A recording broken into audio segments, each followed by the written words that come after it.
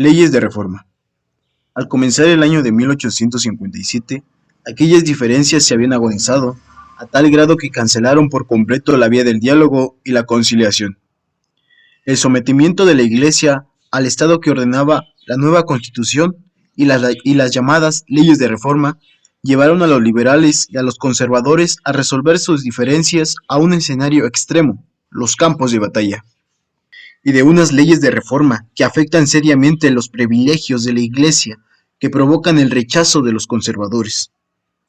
El golpe, encabezado por el general Félix y su plan de Tacubaya, obligaba a la renuncia del indeciso presidente Ignacio Comonfort. Mediante la confusión del ministro de Justicia, Benito Juárez, asume por el mandato constitucional la presidencia, abandonada por Comonfort. Asignan como presidente de la República al general golpista Félix Zuluaga. Su régimen deroga las leyes de desamortización, invenciones parroquiales y restablece los fueros militares y eclesiásticos. Las fracturas políticas de la nación se han consumado. El país se encuentra completamente dividido y tiene dos presidentes, uno conservador en la capital y el otro liberal. Los conservadores cuentan con el apoyo de la Iglesia Católica, enemiga jurada de la Constitución de 1857. Los propósitos de las leyes de reforma fueron los siguientes. Las propiedades de la Iglesia pasarían a ser bienes de la nación. Los nacimientos, matrimonios y muertes solo podría reconocerlo el registro civil. El gobierno administraría hospitales, cementerios y establecimientos de beneficencia sin la intervención de la Iglesia. Intervención francesa. El término de la Guerra de Reforma, el presidente Benito Juárez suspende pagos de las deudas. Por esta razón, Francia ataca a México con el gobierno de Napoleón III. La intención de Francia al invadir a México era la imposición de un príncipe austriaco como emperador, pretexto para poder declarar la guerra a México y así justificar la guerra. La intervención francesa fue improvisada, por lo que empezó como el fracaso glorioso para los mexicanos. Con la derrota del 5 de mayo, provocó una poderosa ofensiva liberal contra la política del emperador. Ley de Instrucción Pública de 1861.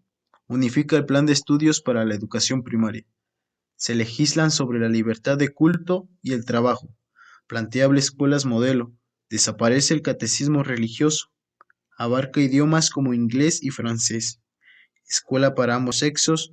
Inclusión de espacios para asistir a los alumnos pobres.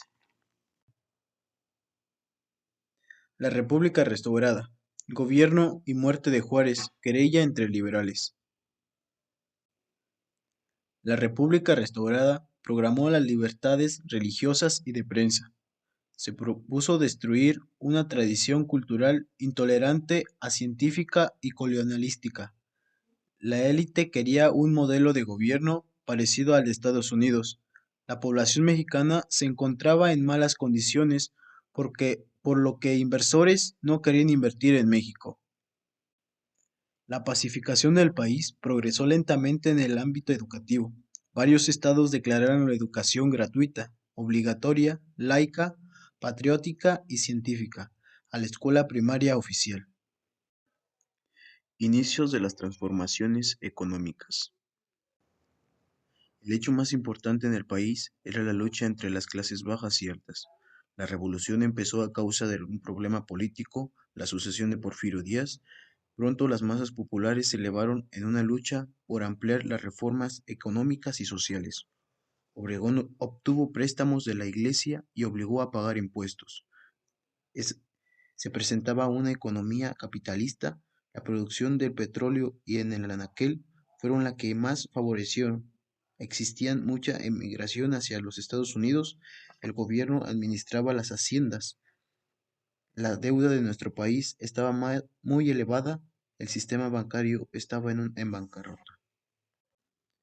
Escolarización básica, niños y adultos. El plan de Manuel Baranda de 1843 intentaba solventar tres cuestiones que habían preocupado al Estado mexicano. La primera, creación de un fondo; la segunda, elección de un órgano rector; y por último, unificar los planes de estudio. El plan comprendía los estudios preparatorios y 4 carreras profesionales. La ley se fundamentaba en ciertos artículos que son la base del plan de estudio.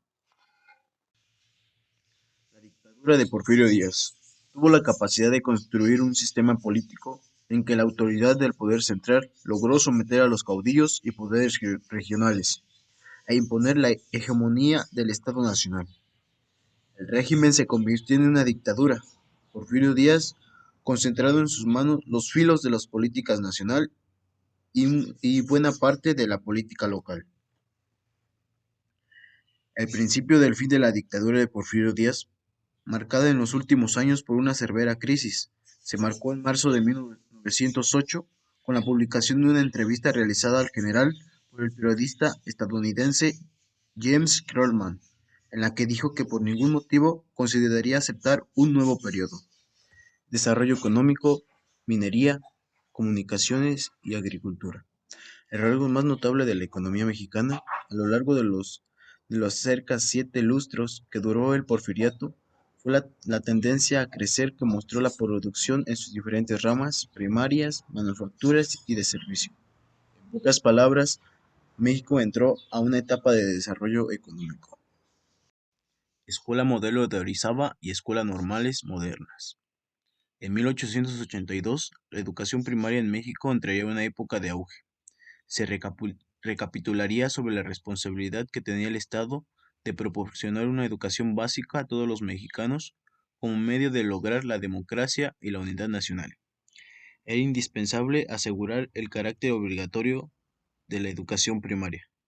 La ley de 1888 establecía 2 escuelas de instrucción elemental, una para niños y otra para niñas. Los educadores del Porfiriato pensaban que a través de la educación de México se convertiría en un país moderno y democrático. La insistencia de la educación primaria fuese obligatoria provenía de la idea de que la educación cambiaría actitudes, mentalidades y ocasiones de bienestar a través de la obtención de un trabajo digno. La ley de 1888 fue la primera norma educativa del Porfiriato que se sentó legalmente obligatoria en la educación. Celebraron 4 congresos, el primero en 1882, Congreso Higiénico Pedagógico, donde participaron médicos y maestros. La uniformidad quiere decir hacer extensiva en todo el país la instrucción elemental en cuanto a sus bases elementales, obligatoria, laica y gratuita. Sierra opinó que la uniformidad podría ser absoluta, si no fácilmente racionable, a la distancia y condiciones del país. Miguel Serrano y Ramón Mantoral sostenía que el Estado debía respetar la libertad de condiciones y libertad de cultos. Nacimiento de la pedagogía en México. El porfiriato había llegado a la cúspide de su periodo, pero al restaurarse la República, el país estaba en bancarrota. Los capitales mexicanos estaban escondidos y los extranjeros no venían. El tránsito al desastre del progreso aparente, que había sido laborioso ante propios y extraños, era común que las personas no podían generarse la vida de otra manera. Abrirían sus propias escuelas. Era posible que el plan de estudios era muy reducido, tan solo comprendiera la lectura, la escritura y algo de aritmética. La misión del maestro no solo es inculcar conocimientos, sino educarlos de manera física, moral e intelectual. Debido a esto surgió la necesidad de formar al maestro, la cual su función no era para ganar mayores sueldos ni mayores oportunidades, era meramente por el amor a la enseñanza. En esta época México puso sus esperanzas de progreso y bienestar en el capitalismo industrial. Este desarrollo industrial marcaba un progreso para México. Las revoluciones mexicanas y el pacto social en la Constitución de 1917.